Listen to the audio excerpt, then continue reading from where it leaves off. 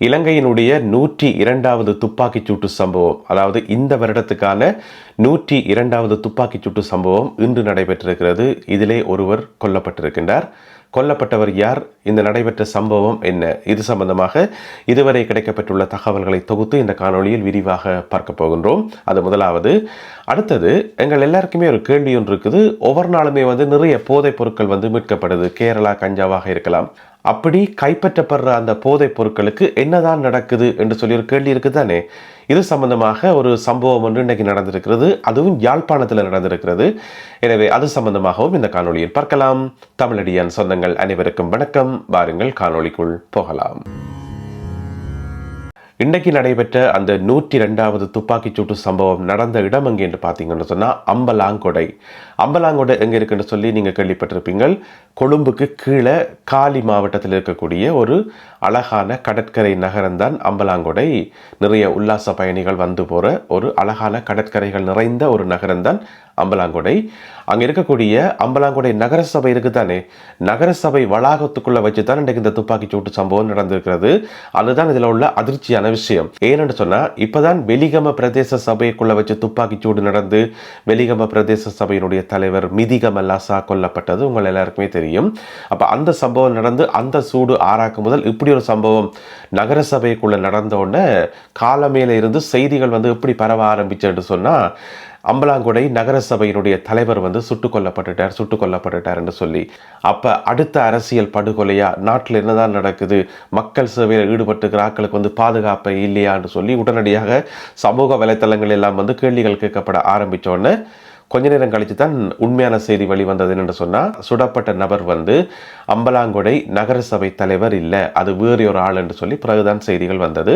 என்ன நடந்திருக்கு என்று சொன்னால், இன்றைக்கு அம்பலாங்கொடை நகரசபையில் ஒரு பொதுக்கூட்டம் ஒன்று நடக்க இருந்திருக்குது.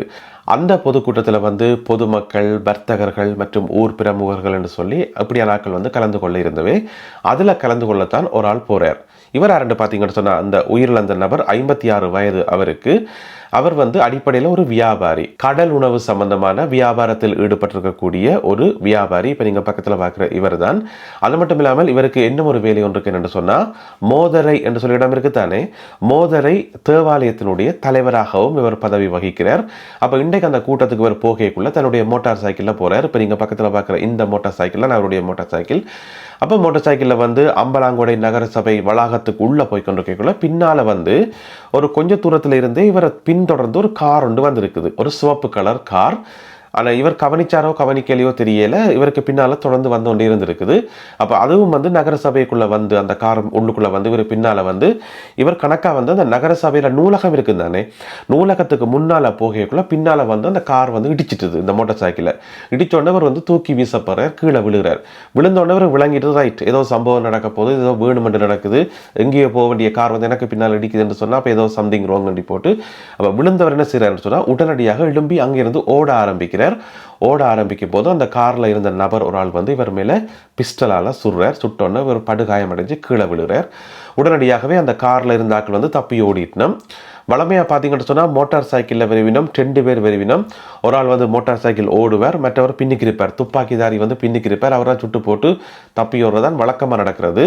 இந்த முறை எங்கேயோ கார் கிடச்சிருக்கு போல நடக்கு, பின்ன ஒரு காரையும் தூக்கி கொண்டு வந்திருக்கணும். இப்போ அங்கால தப்பி ஓடிட்டோம் அவையில். இதுக்கிடையில் காயமடைஞ்சு கீழே விழுந்த இந்த நபர் 56 வயதுடைய இவர் உடனடியாக மருத்துவமனையில் கொண்டே அனுமதிக்கப்படுறார். பலப்பிட்டியில் இருக்கக்கூடிய மருத்துவமனையில் அனுமதிக்கப்படுறார். அனுமதிக்கப்பட்டு கொஞ்ச நேரத்தில் செய்தி வருது, அவர் சிகிச்சை பலன் இல்லாமல் உயிரிழந்திருக்கார் என்று சொல்லி.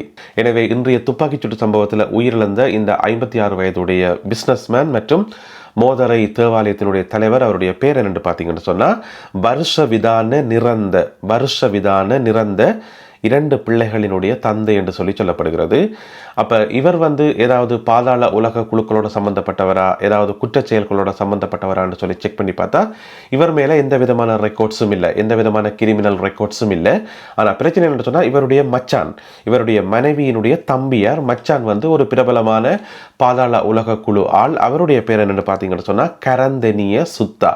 இந்த கரந்தனிய சுத்தா பற்றி நான் அப்புறம் சொல்கிறேன். அதுக்கிடையில் வந்து இந்த சுட்டு போட்டு ஓடினாக்கள் இருக்கணும் தானே, இதில் காரில் இருந்தாக்கள் எண்ணிக்கை எத்தனை பேர் என்று தெரியல, 2க்கும் அதிகமானவர்கள் என்று சொல்லப்படுகிறது. ஒரு சிவப்பு கலர் காரில் வந்திருக்கணும் KL 3519 KL 3519 என்ற பதிவிலக்கத்தை கொண்ட இப்போ நீங்கள் படத்தில் பார்க்குற இந்த சிவப்பு கலர் கார்லாம் வந்திருக்கணும். வேற இந்த சிவப்பு கலர் காரில் யாராவது வந்தாலே பயமாக கிடக்குது. ஏன்னு சொன்னால் இப்போ தான் போன வெள்ளிக்கிழமை ஒரு 46 வயதுடைய ஒரு பெண் வந்து சிவப்பு கலர் காரில் வந்தவா அவன் அவுடி காரை மறிக்கக்குள்ள போலீஸ்காரோட சண்டை பிடிச்சு அந்த வீடியோ எல்லாம் வைரலாகி இப்போ வந்து விளக்கமறியெல்லாம் வைக்கப்பட்டிருக்கிறார். இப்போ பார்த்தீங்கன்னு சொன்னால் இவியலம் வந்து ஒரு சோப்பு காரை தூக்கி கொண்டு வந்திருக்கணும். என்னென்னு சொன்னால் எவ்வளவு ஒரு வடிகட்டின முட்டாள்களாக இருந்தால் இந்த மாதிரியான ஒரு செயலில் வந்து ஈடுபட்டிருப்பினோம். யோசிச்சு பார்த்தோம்னு சொன்னால் ஒரு குற்றச்செயலில் ஈடுபட்டு போட்டு தப்பிய ஒரு ஆட்கள் வந்து பொதுவாகவே பார்த்தீங்கன்னு சொன்னால் ஏதாவது ஒரு எவிடன்ஸை விட்டுட்டு போவினோம், ஏதாவது ஒரு சின்ன எவிடன்ஸை விட்டுட்டு போவினோம். அந்த சின்ன எவிடன்ஸ் எதுன்றதை போலீஸ் எப்படியாவது தேடி கண்டுபிடிக்கும். அங்கே இருக்கக்கூடிய நிலம் எல்லாத்தையும் கிண்டி கிளறி அலசி ஆராய்ஞ்சு இன்ச் பை இன்ச் அலசி ஆராய்ஞ்சு எப்படியோ கண்டுபிடிச்சிருவினோம். சரி, அப்படியே வந்து ஒரு எவிடன்ஸையும் விட்டுட்டு போகாமல் இருந்தாலுமே கூட கைரேகைகளை வச்சோ அல்லது சிசிடிவி காட்சிகளை வச்சோ எப்படியோ அந்த கொலையாளிகள் வந்து கண்டுபிடிக்கப்படுவார்கள். அப்படி இருக்கிற ஒரு சந்தர்ப்பத்தில் இந்த பெரிய காரை கொண்டு வந்து சிவப்பு கலர் காரை கொண்டு வந்து இந்த பதிவிலக்கத்தோட கொண்டு வந்து துப்பாக்கிச்சூட நடத்தி போட்டு அதை அங்கனேக்க போட்டுட்டு தப்பி ஓடினா அவ்வளோ பெரிய புத்திசாலிகளா? பெரும்பாலும் இந்த செய்தியை நீங்கள் பார்த்து கொண்டிருக்கும் போதே அவர்கள் கைது செய்யப்பட்டுட்டார்கள் என்ற செய்தி வர்றதுக்கான வாய்ப்புகள் நிறையவே இருக்குது. என்று சொன்னால் இவைகள் வந்து மிக விரைவில் கைது செய்யப்படுவினம். இப்போ வெலிகம பிரதேச சபையினுடைய தலைவர் சுட்டுக் கொல்லப்பட்டது தானே, அப்போ தாரக வந்து தப்பி ஓடினவர் தானே, அங்கே இருந்து வெலிகமல இருந்து வரைக்கும் ஓடினவர் தானே. அப்ப அவையில கண்டுபிடிக்கிறதுக்கு ஒரு 2-3 நாள் சென்றது. 100க்கும் அதிகமான சிசிடிவி காட்சிகள் எல்லாத்தையும் வந்து செக் பண்ண வேண்டி இருந்தது. ஆனா இவியலுக்கு வந்து அந்த கஷ்டம் எல்லாம் இல்லை. இவியல் வந்து கெதியாவே பிடிபடுவினம். ஒருவேளை இந்த வீடியோவை நான் ரெக்கார்ட் பண்ணிட்டு பிறகு எடிட் பண்ணுவேன் தானே, அப்பேக்க வந்து இவர்கள் கைது செய்யப்பட்டுட்டார்கள் என்று சொல்லி செய்தி வந்திருந்தா நான் பக்கத்தில் வந்து எழுத்துல போட்டு விடுறேன் கைது செய்யப்பட்டுட்டார்கள் என்று சொல்லி. எனவே மிக விரைவில் கைது செய்யப்படுவார்கள் என்றது மறக்க முடியாத உண்மை. இவர்களை தேடி 4 போலீஸ் குழுக்கள் அமைக்கப்பட்டு அவர்கள் இப்பொழுது தீவிரமான தேடுதல் வேட்டையில் ஈடுபட்டிருக்கிறார்கள். என்னென்னு சொன்னால் இந்த காரை பிடிச்சாச்சு தானே, அப்போ அந்த காரண்ட நம்பர் பிளேட்டை வச்சுக்கொண்டு காரண்ட மற்ற டீட்டெயில்ஸை வச்சுக்கொண்டு காரண்ட உரிமையாளர் யார் ஆட்ட பேரில் பதிவு செய்யப்பட்டிருக்குன்னு சொல்லி அவரை பிடிக்கலாம். அவரை பிடிச்சிட்டு அவரை போய் நேராக பிடிச்சி இந்த காரை யாருக்கு கொடுத்தனீங்கன்னு கேட்டால் சொல்லுவார் தானே, இன்னாரு கொடுத்தனான்னு சொல்லி. அப்புறம் அவையில் யாருன்னு சொல்லி அவன் பேர் விவரத்தை எடுத்து போட்டு அப்படியே பின்னால் பிடிச்சி கொண்டு போகலாம். சரி தானே, சிம்பிளாக பிடிக்கலாம். எனவே சர்வசாதாரணமாகவே இந்த கொலையாளிகள் வந்து பிடிபடுவார்கள். இதுக்குள்ள வந்து இந்த உயிரிழந்த நபர் இருக்கார் தானே, இவருடைய மனைவியினுடைய தம்பியார் தான் அந்த கரந்தனிய சுத்தாண்டு சொல்லப்படுற நபர். அவருக்கு இன்னும் ஒரு அடமொழி ஒன்று இருக்குது, STF ராஜு என்று சொல்லி. ஒருவேளை STFல இருந்தாலும் இன்னும் தெரியல. ஏன்னு சொன்னால் முதல் வந்து ஆர்மி போலீஸ் STFல இருந்தாக்கலாம், பிறகு அதில் இந்த விலத்தி அல்லது ஓடி வந்து பாதாள உலக குழுவில் இருக்கிறது. எனவே STF ராஜு என்று சொல்லி அவருக்கு ஒரு அடமொழி ஒன்று இருக்காம், கரந்தனிய சுத்தா. அவர் வந்து நிறைய குற்றச்செயல்களோட சம்பந்தப்பட்டவர். அவருடைய ஆட்கள் எல்லாம் நிறைய பேர் வந்து கைது செய்யப்பட்டவர்கள். இப்போ கிட்டலையும் பார்த்தீங்கன்னு சொன்னால் பூசா சிறைச்சாலையினுடைய ஒரு முன்னாள் அதிகாரி சுட்டுக் கொல்லப்பட்டதுக்கு அவருடைய பிளான் தான் காரணம் என்று சொல்லப்பட்டு அவருடைய டீமில் இருந்த பிரதான குற்றவாளி பிரதான துப்பாக்கிதாரி வந்து கைது செய்யப்பட்டிருந்தவர் இந்த வருஷம் ஏப்ரல் மாதம் 15ஆம் தேதி ஒரு கள்ள பாஸ்போர்ட்டில் வந்து கட்டுநாயக்க ஏர்போர்ட்டால் வழிகிட்டு ஓடிக்கார், வெளிநாட்டுக்கு போகும்னு சொல்லி தாய்லாந்துக்கு போகிறதுக்கு போயிருக்கார்.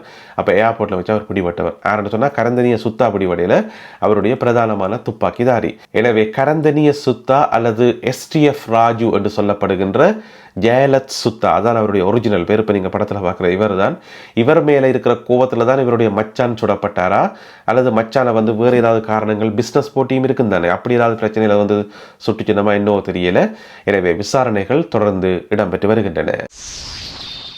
அடுத்ததாக கைப்பற்றப்படுகின்ற போதைப் பொருட்களுக்கு என்ன நடக்குது என்று சொல்லி இந்த கேள்வி நீண்ட காலமாகவே இருக்குது. உங்களை நிறைய பேர் வந்து கீழே கொமெண்ட்ஸ்லையும் போடுற நீங்கள் எப்போ பார்த்தாலும் போதைப் பொருளை பிடிக்கிறீங்களா அதை என்னதான் செய்கிறீங்கன்னு சொல்லி அதற்கான ஒரு பதில் வந்து இன்றைக்கு கிடைச்சிருக்குது. யாழ்ப்பாணத்தில் இருந்து என்ன நடந்திருக்குன்னு சொன்னால், யாழ்ப்பாணத்தில் கடந்த காலங்களில் கைப்பற்றப்பட்ட போதைப் பொருட்கள் இப்போ வந்து ஒரு போதைப் பொருள் கைப்பற்றப்படுதுன்னு சொன்னால் ஒரு இடத்துல 100 கிலோவோ 200 கிலோவோ 50 கிலோவோ கைப்பற்றப்படுதுன்னு சொன்னால் அது வந்து போலீஸ் வந்து தாங்கள் வச்சுக்கிறேன் நீதிமன்றத்தில் கொண்டு வந்து ஒப்படைக்கணும். அப்போ நீதிமன்றத்தினுடைய கட்டுப்பாட்டுக்குள்ள அதுக்கண்டு ஒதுக்கப்பட்டுக்கிற ஏதாவது அறைக்குள்ள வச்சிருப்பினும் போல இருக்கு. அப்ப நெடுகாதுக்கு வச்சிருக்கலாமா போதைப் பொருளை? இல்லையே, அப்ப அதுக்கு தான் செய்யணும். அப்ப அது சம்பந்தமான விசாரணைகள் எல்லாத்தையும் நடத்தின பிறகு நீதிபதிகள் ஒரு முடிவெடுப்பினும் அந்த போதைப் பொருட்களை வந்து அழிக்கணும் என்று சொல்லி அந்த அடிப்படையில் பார்த்தீங்கன்னு சொன்னா விசாரணைகள் எல்லாம் நடந்து முடிஞ்ச 950 கிலோ கேரளா கஞ்சா 950 கிலோ கேரளா கஞ்சா அதனுடைய பெறுமதியை வந்து பல கோடி ரூபாய் வரும். அவலத்தையும் வந்து இன்றைக்கு வந்து எரிக்கப்பட்டிருக்கிறது யாழ்ப்பாணத்தில் எங்கேன்னு பார்த்தீங்கன்னு சொன்னால் கோம்பையன் மணல் என்று சொல்லி இடத்துல வந்து சுடலை இருக்குது தானே, அதுவும் வந்து இந்த மின் தகன அடுப்புன்னு இருக்கு தானே, எலக்ட்ரிக் சுடுகாடு, அதில் போட்டு எரிச்சிருக்கிறோம் 950 கிலோவையும். இப்போ நீங்கள் படங்களில் பார்க்குறீங்கள், நீதிபதியும் மற்ற ஏனைய அதிகாரிகளும் போயிட்டு நேரடியாகவே பார்வையிட்டவே இந்த எரிக்கப்பட்டது. எனவே 950 கிலோ கேரளா கஞ்சா இன்று யாழ்ப்பாணத்தில் மின் தகன அடுப்பில் போட்டு எரிக்கப்பட்டிருக்கிறது. யோசிச்சு பார்த்தோம்னு சொன்னால் இவ்வளோ கஞ்சாவையும் கடத்தி கொண்டு நாட்டுக்குள்ளே கொண்டு வந்தாக்கள் எல்லாம் கைது செய்யப்பட்டு இப்போ ஜெயிலுக்குள்ளே இருக்கிறோம். அவைக்கு எதிர்காலமே இல்லை. இது முதலாவது. ரெண்டாவது, இவ்வளோ கஞ்சாக்களுக்கும் அவ்வளோ காசை செலவழிச்சிருப்பினோம். யாரோ ஒரு ஆளுக்கு வந்து பயங்கர நஷ்டமாக தானே இருக்கும் இவ்வளோ காசை கொட்டி கொண்டு வந்தேன்னு சொல்லி. எனவே இப்போ காசும் இல்லை, கஞ்சாவும் இல்லை, கடைசியாக ஆக்கள் எல்லாரும் கைது செய்யப்பட்டு ஜெயிலுக்குள்ளே இருக்கணும். இது தேவையோ? இந்த காணொளியில் பகிர்ந்து கொள்ளப்பட்ட செய்திகள் தொடர்பான உங்களுடைய கருத்துக்களை மறக்காமல் கீழே எழுதுங்கள். மீண்டும் சந்திப்போம் உறவுகளே. நன்றி, வணக்கம்.